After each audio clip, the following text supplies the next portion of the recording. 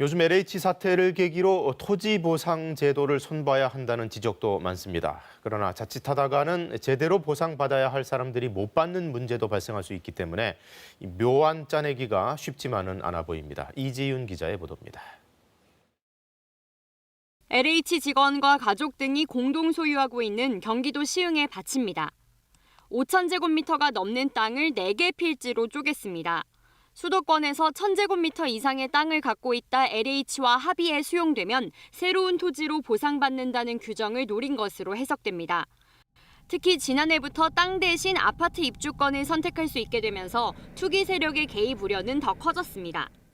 상당한 시세 차익을 노릴 수 있는 상황이 되겠죠. 분양 시점까지 한 2, 3년만 기다리면 보상받는 그런 가치에 비해서 한 50% 오를 수도 있고 이러잖아요. 이런 허점 때문에 정부는 제도 자체를 손보기로 했습니다. 땅을 보유한 기간이나 실거주 여부 등에 따라 보상을 달리하는 방안이 우선 거론됩니다. 이렇게 되면 신도시 지정 직전에 땅을 산 사람은 아파트 입주권이나 택지를 받지 못하게 됩니다. 문제는 구체적인 기준입니다.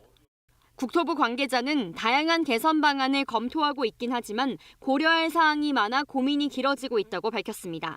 전부터 우리가 소비자 택지라든가 이런 그 간접 보상을 좀 확대해달라고 요구를 했거든요.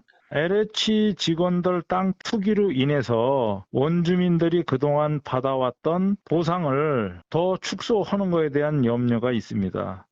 이미 보상을 받은 다른 신도시 토지주들과의 형평성도 논란입니다. 3기 신도시 가운데 인천 계양과 하남 교산의 경우 토지주의 절반 정도가 이미 보상에 합의한 상태. 같은 지구 안에서 보상 기준이 달라질 경우 문제가 될 수 있기 때문입니다. 토지 보상 대신 현금 보상을 늘리면 풀린 현금이 다시 부동산 시장을 자극할 수 있는 점도 정부가 고민하고 있는 한 이유입니다. KBS 뉴스 이지윤입니다.